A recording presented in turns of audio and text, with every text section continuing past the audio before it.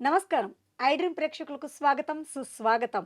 ద్వాదశ రాశుల్లో నవగ్రహ స్థితి ఈ మాసంలో ఏ విధంగా ఉంటుంది? అలాగే 2026వ సంవత్సరం మే నెలలో ఏ రాశి వారికి ఏం జరగబోతోంది? ఇలాంటి ఆసక్తికరమైన విషయాలు తెలియపరచడానికి మనతో పాటు ఉన్నారు శ్రీ జ్యోతిషరత్న, జ్యోతిష్య చక్ర వైభవ నిపుణులు డాక్టర్ రాళ్లపల్లి రవికుమార్ గారు మనతో పాటు ఉన్నారు. వారితో మాట్లాడదాం. నమస్కారం గురువుగారు. నమస్కారం అమ్మ. గురువుగారు, ద్వాదశ రాశుల్లో ఈ మాసంలో తీసుకున్నట్లయితే నవగ్రహ స్థితి ఏ విధంగా ఉంటుంది? తప్పకుండా అమ్మ. శరదిందు సమాకారే పరబ్రహ్మ స్వరూపిణి వాసరాపీఠ నిలయే సరస్వతి నమస్తుతే. ఐ డ్రీమ్ ప్రేక్షకులకు నమస్కారం. మామూలుగా ఏంటంటే ద్వాదశ రాశుల్లో నవగ్రహాలు ఎక్కడ ఉన్నాయో తెలుసుకుంటాం. తెలుసుకున్న తర్వాత ఆ స్థానాల్లో ఆ గ్రహాలు ఉంటే కనుక ఈ మాసం అంతా ఏ ఫలితాలు ఇస్తారో ఏ రాశులకి దాన్ని బట్టి మనం తెలుసుకోవచ్చు అన్నమాట. దానికి ముందుగా ఏంటంటే మనకి సూర్యుడు రవిగ్రహం వచ్చేసి మనకి మే 15 నుంచి ఏమో మనకి వృషభ రాశిలోకి వస్తాడండి. సో మే 14 తారీఖు దాకా మటుకు మేషరాశిలోకి ఉంటాడు. సో ఏప్రిల్ 15 టు మే 14 మేషరాశిలో, మళ్ళీ మే 15 టు జూన్ 15 దాకా ఏమో వృషభ రాశిలో ఉంటాడు. నెక్స్ట్ వచ్చేసి కుజుడు వచ్చేసి మే 11వ తారీఖు నుంచి మేషరాశిలో స్వస్థానంలోకి వస్తాడు. తర్వాత రాహుగ్రహం వచ్చేసి మనకి కుంభరాశిలో ఉంటారు. అలాగే గురువు వచ్చేసి మనకి మిథున రాశిలో ఉంటారు.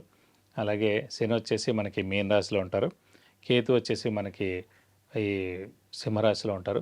అలాగే శుక్రుడు వచ్చేసి మనకి 14వ తారీఖు నుంచి స్వస్థానమైన మనకి వృషభ రాశిలో నుంచి మిథున రాశిలోకి వెళ్ళిపోతాడు. సో 13వ తారీఖు దాకా మటుకు వృషభ రాశిలో స్వస్థానంలో ఉంటాడు. అలాగే గురువు కూడా మనకి జూన్ 2వ తారీఖు నుంచి మళ్ళీ కర్కాటక రాశిలో కూడా మారిపోతాడు. ఇది కాకుండా బుధుడు వచ్చేసి మనకి వృషభ రాశిలో ఉంటారు. 14వ తారీఖు మే నుంచి మళ్ళీ మిథున రాశిలోకి వెళ్ళిపోతాడు. సో ఇవ్వండి ద్వాదశ రాశుల్లో నవగ్రహాలు ఈ స్థానాల్లో ఈ మాసం అంతా ఉంటారు. గురువుగారు, 2026వ సంవత్సరం మే నెలలో ఉన్నాము. మరి ఈ నెలలో వృషభ రాశి వారికి ఏ విధంగా ఉంటుంది అనేది మా ప్రేక్షకులకు తెలియపరుస్తారా? తప్పకుండా. వృషభ రాశి అనగానే మనకి కృత్తిక 2, 3, 4 పాదాలు, రోహిణి 1, 2, 3, 4 పాదాలు, మృగశిర 1, 2 పాదాలు. ఈ నక్షత్రాల సమూహంతా మనకి వృషభ రాశిలోకి వస్తుంది.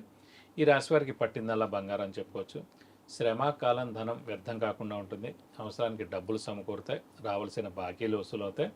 షూరిటీస్ పెట్టవచ్చును. స్పెక్యులేషన్స్ కలిసి వస్తాయి. మధ్యవర్తిత్వం వహించవచ్చును. వ్యాపారస్తులకు పట్టిందల్లా బంగారం అని చెప్పుకోవచ్చు. కొత్త వ్యాపారం స్టార్ట్ చేయొచ్చు, లేదంటే ఎక్స్పెన్షన్కి వెళ్ళొచ్చు. అలాగే విద్యార్థులకి పట్టిందల్లా బంగారం చెప్పొచ్చు. ఎందుకంటే మెయిన్గా వారికి మంచి ర్యాంక్ సాధిస్తారు, మంచి యూనివర్సిటీలో సీట్ సాధిస్తారు. అలాగే ఫారెన్కి వెళ్ళి కూడా చదువుకునేందుకు అవకాశాలు ఎక్కువగా ఉన్నాయి. ఎందుకంటే ఈ రాశి వారికి అత్యద్భుతంగా ఉంది. మెయిన్గా గురువు, శని, రాహుకేతు 4 గ్రహాలు అత్యద్భుతంగా ఉన్నాయి కాబట్టి వారికి పట్టిందల్లా బంగారం చెప్పుకోవచ్చు. అలాగే క్రీడాకారులకి, రాజకీయ నాయకులకి, పత్రికా రంగం, యూట్యూబ్ రంగం, మీడియా రంగం, సినిమా రంగం వారికి కూడా చాలా బాగుంటుందని చెప్పుకోవచ్చు. అలాగే ఎవరైతే నిరుద్యోగులు ఉన్నారో వాళ్ళకి ఉద్యోగం ఖచ్చితంగా వస్తుంది. ఉద్యోగస్తులకు promotions, name and fame, boss నుంచి మన్నన వస్తుంది. అలాగే వీరికి foreign tour, visits, assignments, so ఎప్పటి నుంచి వాళ్ళు అనుకుంటూ ఉండొచ్చు, వాళ్ళకి ఖచ్చితంగా వస్తుందని కూడా చెప్పుకోవచ్చు. అలాగే ఇంట్లో పెద్దవాళ్ళు, చిన్నపిల్లల ఆరోగ్యం చాలా బాగుంటుంది. గృహిణులకు మానసిక ఒత్తిడి తగ్గుతుంది.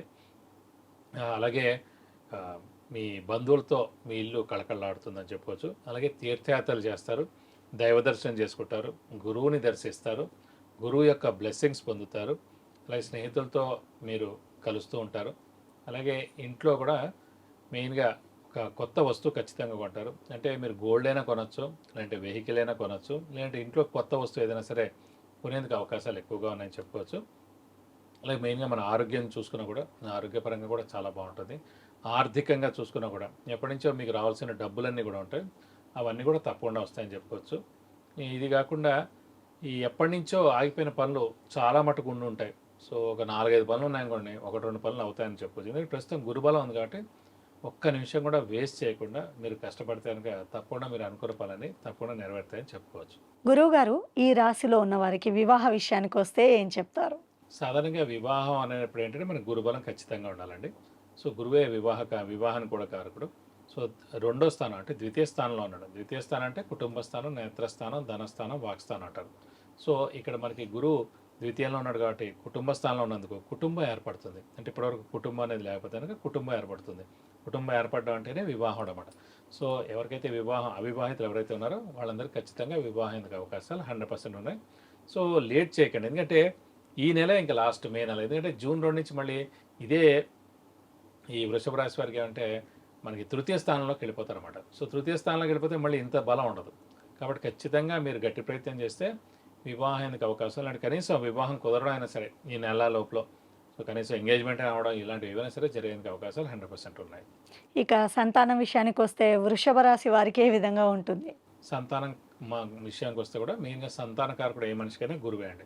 సో అలాంటి గురువు మనకి ద్వితీయ స్థానంలో చాలా బాగున్నాడు కాబట్టి, కుటుంబ స్థానంలో ఉన్నాడు కాబట్టి కుటుంబం ఏర్పడడం, అలాగే కుటుంబంలో ఒక సంతానం రావడం ఇవన్నీ కూడా జరుగుతాయి అన్నమాట. బట్ ఖచ్చితంగా మీరు మెయిన్ మానవ ప్రయత్నం అనేది చేయాలి. అలాగే ఖచ్చితంగా ఇప్పుడు మెయిన్గా ఏదైనా ఒకటే అండి, సో మనస్ఫూర్తిగా మీరు రెడీగా ఉండాలి.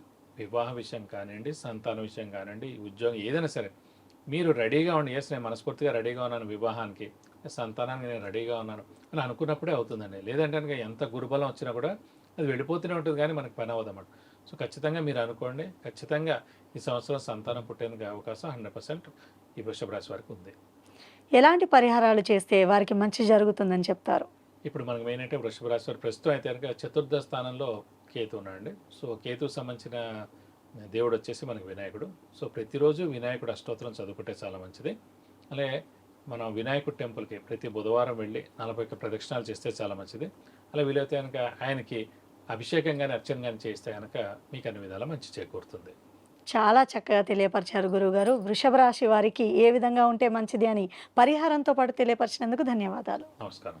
సో తెలుసుకున్నారు కదండి, మరి వివాహం, ఉద్యోగం, విద్య, గృహప్రవేశం, వాహనము, విదేశీ ప్రయాణము, ఇలా రకరకాల ఇబ్బందులతో బాధపడుతున్న వారు ఏం చేయాలా అని ఆలోచించకుండా వెంటనే కింద స్క్రోల్ అవుతున్న నెంబర్స్కి వాట్సాప్ ద్వారా లేదంటే కాల్ చేసి మీరు అపాయింట్మెంట్ తీసుకొని వీటి నుంచి బయటపడే మార్గాన్ని సులువుగా మీరు గురువుగారిని అడిగి తెలుసుకోవచ్చు.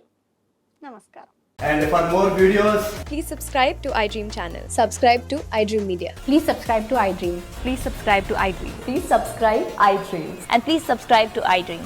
For more videos, subscribe to iDream. please like, share, and subscribe to the channel. Congratulations, iDream. Subscribe to iDream. Subscribe to iDream. So subscribe to iDream Media.